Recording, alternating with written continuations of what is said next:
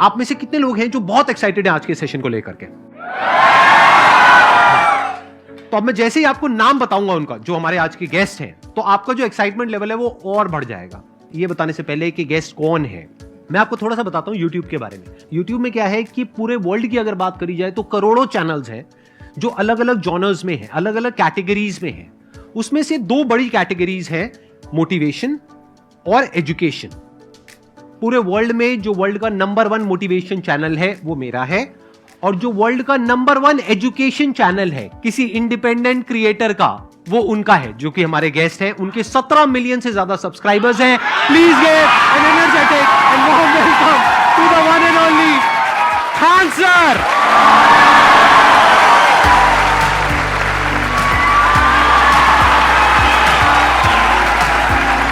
क्या हाल चाल जी, कैसे हैं आप?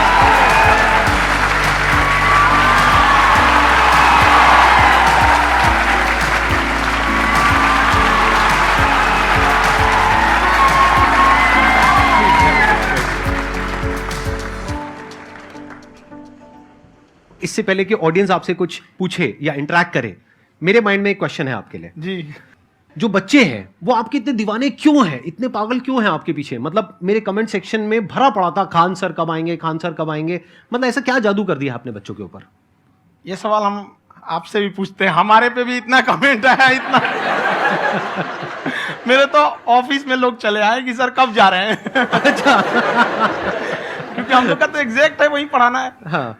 तो देखिए, हम लोग का मेन है कि बच्चों को जो जरूरत रहती है कि अगर लड़का पढ़ने आ रहा है ना, उसके मन में कोई डाउट ना रह जाए। हम उसको कहते हैं कि हम तुम्हें पढ़ा रहे हैं, दम है तो भूल के दिखाओ, याद करके नहीं।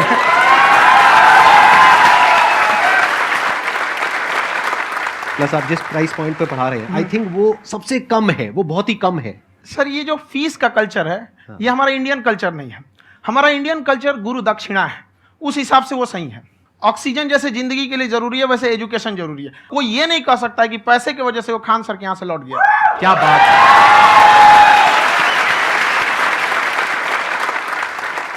मैंने देखा कि आपका ये जो चैनल है कि ये पिछले 3 साल के अंदर अंदर ही ग्रो किया है। हमको जब चैनल शुरू हुआ तो एक दिन में हम 4-5 वीडियो बनाए। एक हमको कुछ आता, आज भी नहीं आता इतना, तो हम देख के कैमरा उमरा तो हम कंफ्यूज हो गए, बाप रे। तो हम एक ही दिन में वीडियो शूट किया, पढ़ाने वाला टॉपिक था हमको। उसके बाद कभी वीडियो नहीं, 6-7 वीडियो एक ही बार शूट कर लिए। और एक जो थे जिनका कैमरा वगैरह था, मेरे पास कैमरे भी नहीं थे उस टाइम, और कैमरा 35,000 का था, तो 6 महीना इसी में लग गया, जो 35,000 इसी में फंस जाएगा। तो उनके कैमरे से शूट किए, उन्होंने कोई चार्ज लिया, उसके बाद हम छोड़ ही दिए। लॉकडाउन लगा, तब हम कहें आप कैसे पढ़ाएंगे, वो तो 1 दिन 2 दिन करते करते अचानक लंबा हो गया।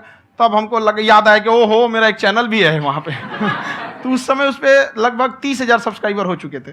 तो जैसे लॉकडाउन लगा तो उस पर पढ़ाना चालू किया, और पता नहीं क्या लोगों को पढ़ाई में इतना इंटरेस्ट आ गया कि आपका स्टाइल ऐसा है थोड़ा सा, आप आई थिंक पढ़ाई के साथ साथ में जो बीच बीच में आप थोड़ा बहुत छोड़ते रहते हैं ना, मतलब जो एंटरटेनमेंट चलता रहता है। ये बात हम देखिए, जब हम गुलाम थे ना, तो अंग्रेजों ने एक चाल चला था कि भारत को हम फिजिकली गुलाम रखेंगे 100-200 साल, मेंटली 1000 साल कर देंगे।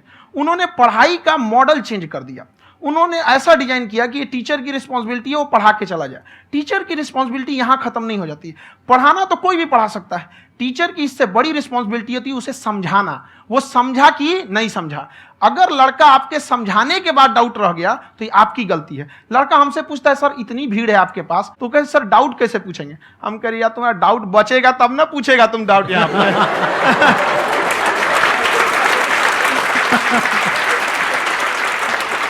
कॉन्फिडेंस नेक्स्ट लेवल है खान सर का, मानना पड़ेगा। और शायद यही वजह है इनकी जो ग्रोथ है उसका। किसी ने शायद सपने में भी नहीं सोचा होगा कि पिछले 2 साल के अंदर अंदर जो आपके चैनल की ग्रोथ हुई है, जैसे आप खुद ही बता रहे हैं कि लॉकडाउन के टाइम पे आपके 30,000 के करीब सब्सक्राइबर्स थे, आज की डेट में 17 मिलियन है। और मेरा एक क्वेश्चन और है, इससे पहले कि ऑडियंस में से आपसे कोई क्वेश्चन पूछे, कि कई बार आप ऐसे भी टॉपिक्स टच करते हैं जो थोड़े से कंट्रोवर्शियल हैं या थोड़े से सेंसिटिव हैं, जिसके ऊपर बात करने की हिम्मत आई थिंक बहुत ही कम लोगों में है। तो आपको कभी ये नहीं लगता है कि कहीं ज्यादा तो नहीं हो रहा है, इसको थोड़ा रोक देते हैं, थोड़ा कम कर देते हैं? क्योंकि कोई लाइन ही नहीं है वैसे तो बोलने को, तो आप कुछ भी बोल दो, कितना भी बोल दो। हुई है कंट्रोवर्सी बहुत बार। एक्चुअली बचपन से हमको फौज में जाना था, और फौज वालों के लिए ये सब मायने नहीं रखता। उसको करना है मतलब करना है, तुम सामने कुछ भी रहो, डजंट मैटर।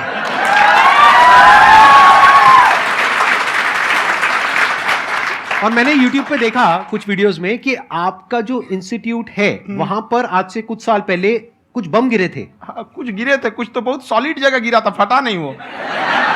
मतलब आपके आसपास। हाँ, बम को भी पता है कि टीचर की इज्जत किया जाता है। क्या बात है, क्या बात है। मैं समझ पा रहा हूं कि ये आपके अंदर जो एटीट्यूड है ये कहां से आ रहा है, क्योंकि आप बचपन से ही फौज में जाना चाहते थे, तो आप जंग के मैदान में ही खड़े हैं एक तरीके से। बस फर्क ये है कि आपके हाथ में कलम है, हथियार ना हो करके। हथियार से एक आदमी की जान जा सकती है, हाँ। कलम से बहुत ताकत होता है। शिक्षा एक ऐसा हथियार है ना, हर कुरीतियों से लड़ सकता है, हर तरह की समस्याओं से। और ये एक ऐसा हथियार है, मेटल डिटेक्टर में भी नहीं पकड़ाता है।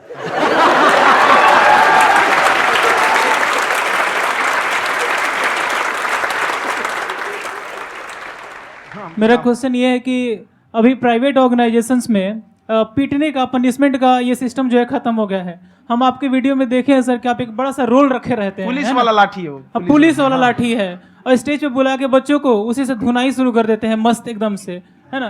तो सर मतलब कि बच्चे मतलब कि डरते नहीं हैं आपसे, और इस तरीके से कैसे कनेक्टेड हैं आपसे, है ना? और एक और क्वेश्चन सर, यूपीएससी का जो आप अपना बैच स्टार्ट करने वाले हैं, ठीक है, उसके बारे में बताइए सर, क्योंकि मुझे मतलब कुछ इशू करना है सर, ठीक है? और संदीप सर को देख लिए, मेरा तो वैसे ही हो जाना है।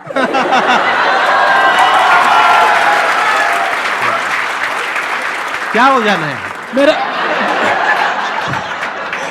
पूरा कंप्लीट करो। I'll be an IAS officer next year because I have seen you, sir. My day is like complete, sir. All the best. Thank you so much, sir. Thank you. पूरा बोला करो। हाँ। Thank you. देखिए, लड़कों को जहां तक पीटने की बात है, जब पढ़ाने की बात आएगी तो उसको हम पूरे बेहतरीन ढंग से पढ़ाएंगे। लेकिन जब सजा देने की बात आएगी ना, तो वो भी बेहतरीन ढंग से होगा। ऐसा थोड़ी होगा कि बस एक ही चीज बेहतरीन ढंग से होगा। और डर का होना बहुत जरूरी है। ये डर भी अपने आप में एक मोटिवेशन है, क्योंकि जब आपके अंदर एक थोड़ा सा डर रहे ना, तो डर के भागिए मत।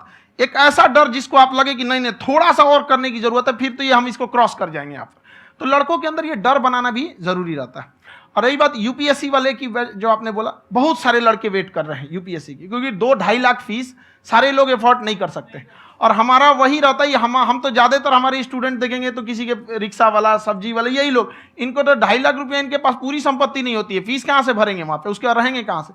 तो ऑल ओवर इंडिया से, कश्मीर से कन्याकुमारी तक, गरीब से गरीब भी लड़का उसको पढ़ सकता है। यही कुछ 1000 रुपये मंथली, 12-14 हजार साल का पड़ेगा, खत्म हो जाएगा इतना में।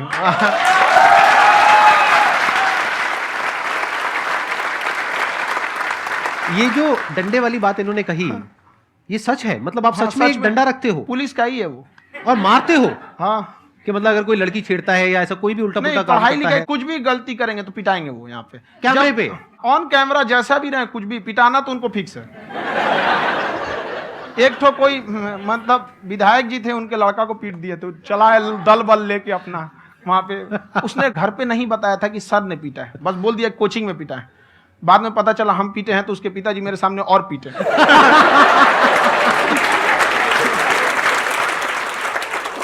सर आपका सबसे बड़ा डर क्या है, आप दोनों का? फौजी को डरे नहीं लगता है, बाकी अफसर से पूछिए। आज के सेशन से पहले कोई डर नहीं था, लेकिन अब मुझे इनकी डंडे वाली कहानियां सुन करके डर लग रहा है कि कहीं मैंने गलती से कुछ बोल दिया अरे ऐसा और नहीं, इन्होंने कहीं पीछे कुछ रखा हुआ है, और यही आ करके अगर इन्होंने मेरी पिटाई कर दी तो बहुत बुरा हो जाएगा। तो इसलिए हमको थोड़ा डर लग रहा है।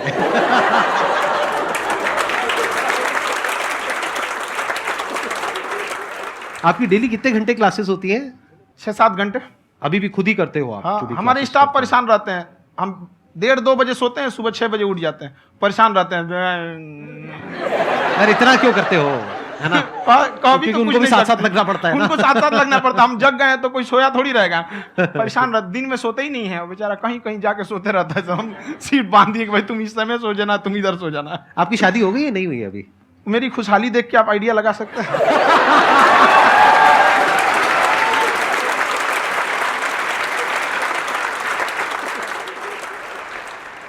First of all I would like to say sir thank you so much to you and to your team कि आपने मुझे यहाँ आने का मौका दिया। एंड सर अब तक मैंने आपको सिर्फ फ़ोन या लैपटॉप में ही देखा है दोनों को, आज फर्स्ट टाइम लाइव देख रही हूँ तो बहुत अच्छा लग रहा है। तो मेरा क्वेश्चन ये है सर आपसे, जब हम लाइफ में कोई डिसीज़न लेते हैं कि हमें ये पर्टिकुलर चीज़ करनी है और क्योंकि हम डिसीज़न लेते हैं तो हमारी आदत है कि पहले हम 4 लोगों से पूछते हैं कि तू बता तेरी क्या राय है, तू बता तेरी क्या राय है। तो उनमें से अगर कोई हमें कह देता है कि ये बेकार डिसीज़न है मत कर, तो हमारा माइंड कहीं ना कहीं डाइवर्ट होने लगता है और उसकी वजह से हम अपना डिसीज़न चेंज कर देते हैं। तो मेरा क्वेश्चन ये है कि कैसे हम अपने डिसीज़न पे स्टिक रहे, कैसे हम जो दूसरे के ओपिनियन है उनको अफेक्ट ना होने दें अपने ऊपर। दूसरे से सलाह लेने से पहले एक बार खुद उस पर रिसर्च कर लेना चाहिए, ताकि आप सामने वाला क्या सलाह दे रहा है आपको समझ में आना चाहिए। यहाँ पर ऐसा नहीं है कि कई बार ऐसे होते हैं कि दूसरे वाले को एक्सपीरियंस होता है, तो अगर आपको पहले से आइडिया है, उसके बारे में आप बेहतरीन ढंग से रिसर्च किए हैं कि क्या इसमें प्लस पॉइंट है क्या निगेटिव है, उसके बाद आप किसी से सलाह लेने जाइए। ये नहीं कि मन में आया सीधे बताओ गड़बड़ा जाएगा। तो वहाँ पे पहले आपको R&D करना पड़ता है, समझ में आया कि नहीं। और जिंदगी हो या गाड़ी, जीतेगा वही जो टाइम पे गियर चेंज कर रहा है। तो डिसीजन चेंज करना बहुत ज़्यादा गलत नहीं है।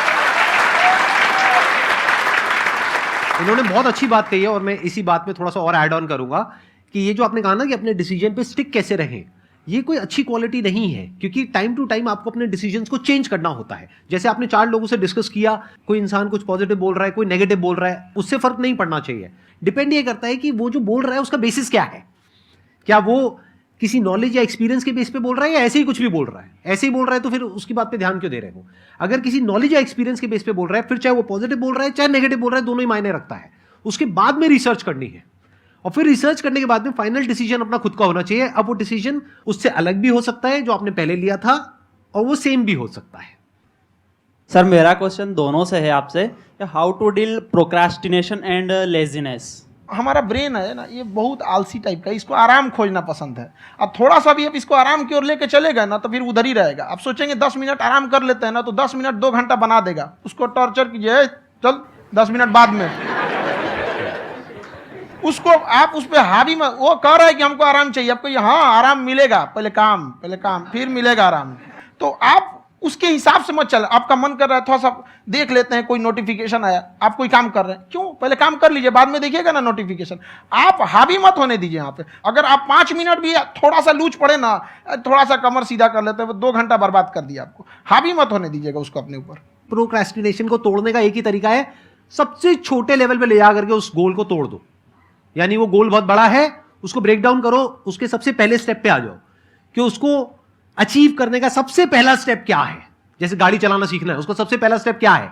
अगर घर में कोई नहीं है सिखाने वाला या सिखाने वाली, तो बाहर जा करके जो गाड़ी का ड्राइविंग स्कूल है उधर जा करके पैसे दे दो। अब फंस गए ना तो फंसा दो अपने आप को। दिमाग ये लगाओ कि अपने आप को कैसे फंसाया जाए। जब हम फंस जाते हैं ना तो फिर हमको वो काम करना ही पड़ता है।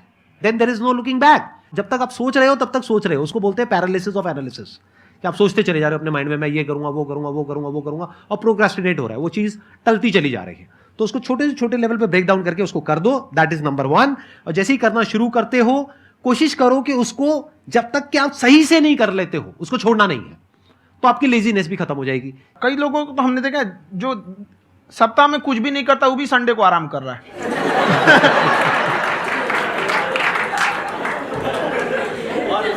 वैसे कहा भी जाता है कि अगर कोई काम आपको करवाना है ना तो ऐसे किसी इंसान को दो जो बिजी है। हाँ। ऐसे आदमी को मत दो जो खाली है। ये परफेक्ट एग्जाम। किसी को भी आप देखिएगा जिसको आप कहते हैं कि मतलब थोड़ा ठीक ठाक आप समझते हैं कि नहीं ये बहुत आगे निकल, वो एक काम को खत्म करने के बाद कभी आराम नहीं करेगा। एक काम खत्म हुआ उसको लगेगा हाँ एक खत्म हो गया, अब दूसरा करना चाहिए। और वही जिसको देखिएगा एक खत्म हो गया और आराम करना चाहिए, कभी नहीं, लाइफ में आखिरी सांस तक। सर यहाँ पे सब हिंदी में पूछते हैं, इंग्लिश में पूछते हैं, मैं भोजपुरी में पूछूं? जौन भाषा ठीक लगे तोने में पूछ दो। हाँ सर।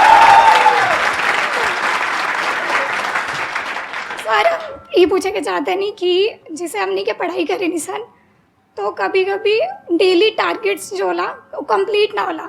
अगर टारगेट्स कंप्लीट भी होला तो फिर ऐसा इरिटेशन या फिर वो एंजाइटी या फिर कि और करना है या फिर अभी नहीं हुआ, वो चीज़ हमेशा रहेला। तो वो कम कैसे करल जाए? देखिए टारगेट्स को ना हम लोग को एक अपने हिसाब से पहले फिट करना चाहिए। ऐसा नहीं कि दूसरे किसी इंसान को देख के हम टारगेट फिट कर ले। कोई लड़का 8 घंटा पढ़ रहा है, कोई पहली बार अभी पढ़ना ही चालू किया, उसको देख के 8 घंटा पढ़ेगा तो पढ़ाइए छोड़ देगा।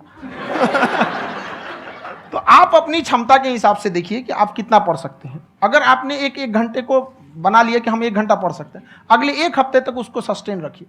जिम में कैसे करते हैं लोग, पहले दिन उठा लीजिएगा 1 कुंटल तो हार्ट अटैक हो जाएगा।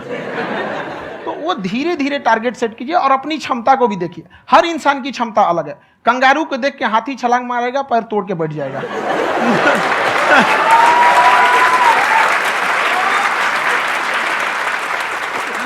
अब संदीप सर का मोटिवेशन देख के इसका मतलब क्या कि ट्रेन के आगे खड़ा हो जाएंगे, ढकेल देंगे तुमको। हालांकि ऐसा कर देते हैं, लेकिन ऐसा करिएगा लोग नहीं, क्षमता पता होना चाहिए। आपके अंदर एंजाइटी हो रही है कि मैंने कर तो लिया है। आप ये नहीं कह रहे कि मैंने कुछ भी नहीं किया है फिर मेरे को एंजाइटी हो रही है। आप ये कह रहे हो मैंने काफी कुछ कर लिया है फिर भी एंजाइटी हो रही है कि कहीं कुछ छूट तो नहीं गया है। तो बेसिकली आपको ये देखना है कि अगर आपके अंदर ये एंजाइटी हो रही है, that means you are a very good student. आप एक अच्छे स्टूडेंट हो। क्यों? क्योंकि बहुत सारे स्टूडेंट्स तो ऐसे हैं उनको पढ़ने के नाम से एंजाइटी होती है। तो आपको एंजाइटी हो रही है कि मैंने पढ़ लिया। दिन में मानो 8 घंटे का आपने टारगेट सेट किया और 6 घंटे पढ़ लिया, या मान लो 8 घंटे भी पढ़ लिया, फिर भी एंजाइटी हो रही है कि मैंने 10 घंटे नहीं पढ़ा। तो ये तो अच्छी क्वालिटी है ना, ये तो एक ब्रिलियंट स्टूडेंट की क्वालिटी है। क्योंकि एंजाइटी उसी को होती है जो केयर करता है, जिसको परवाह है, उसी की तो एंजाइटी होती है। जैसे माँ को अपने बच्चे की, जैसे एक माँ को अपने बच्चे के, जैसे एक माँ को अपने बच्चे को लेकर के एंजाइटी होती है। हंस लो मजाक उड़ा लो मेरा। कोई बात नहीं, एडिट कर देंगे इसको हम। हाँ।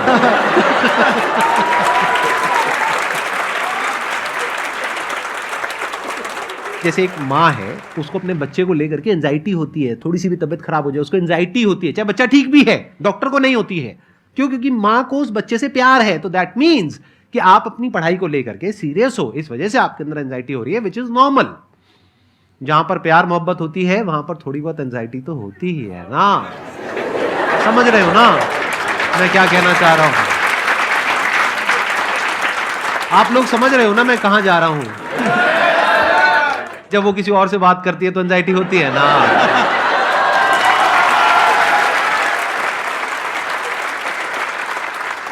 सर आपकी स्टोरी हमने सुनी थी, तो एक टाइम आया था जब आप गंगा किनारे जाके बैठ गए थे।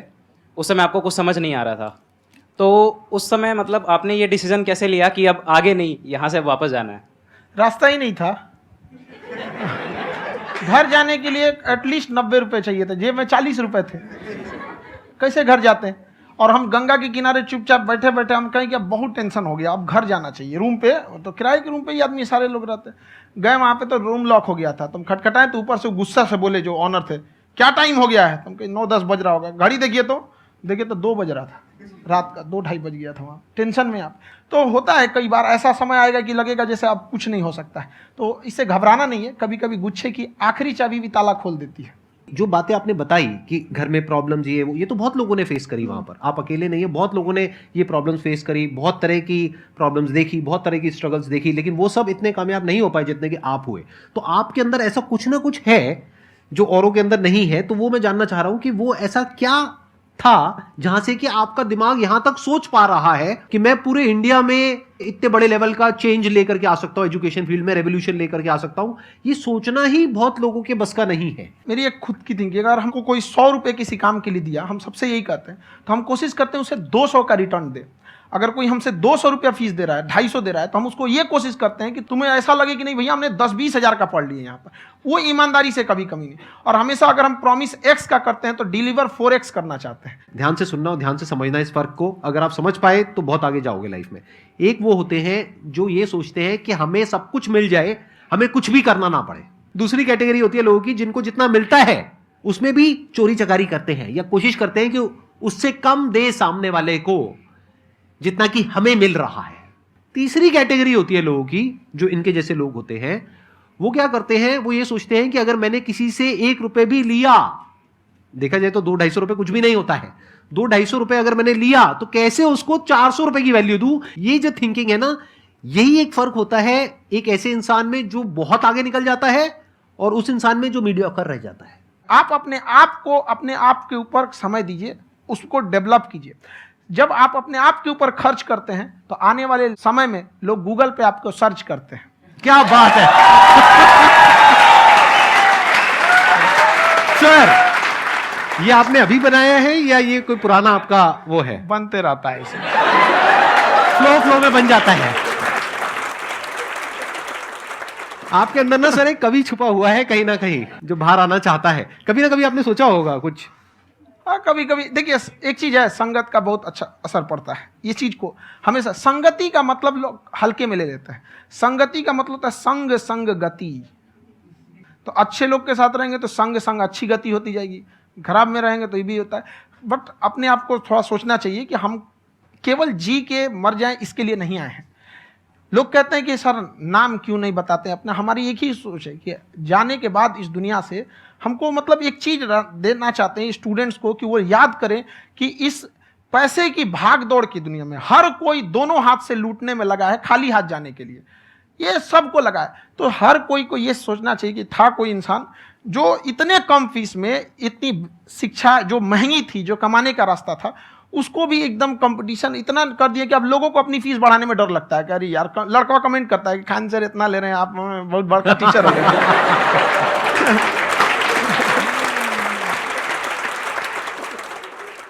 खान सर की एक क्लिप है, ये समय और समझदारी में बहुत फ़र्क होता है। अगर समय रहते समझदारी आ गई तो इंसान कामयाब हो गया, लेकिन अगर समय चला गया फिर समझदारी आई फिर तो बेकार है। तो सर मतलब कुछ आपको ऐसी चीज़ लाना चाहिए जो मतलब बच्चों जो तैयार हो रहे हैं उनको ये चीज़ें मतलब एंड टाइम पर दिखे। समझ रहे हैं आप मेरी बात? नहीं समझ?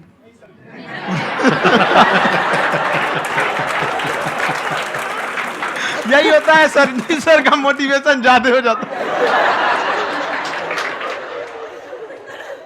जब आप स्ट्रगलिंग फेज में हैं तो कम से कम चीजों को अपने ऊपर खर्च कीजिए, ज्यादा से ज्यादा सीखने में खर्च कीजिए। अगर आपको राजा बनने का शौक है तो गुलाम की तरह मेहनत करना सीखिए, तब राजा बनेंगे।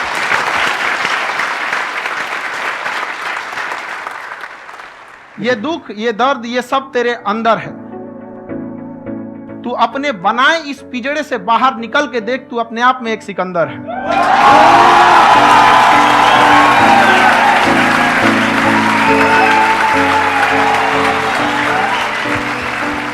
Thank you so much sir for coming. बहुत मजा आया मेरे को आपके साथ में इंटरेक्ट करके। आई एम श्योर आप लोगों को भी बहुत मजा आया होगा।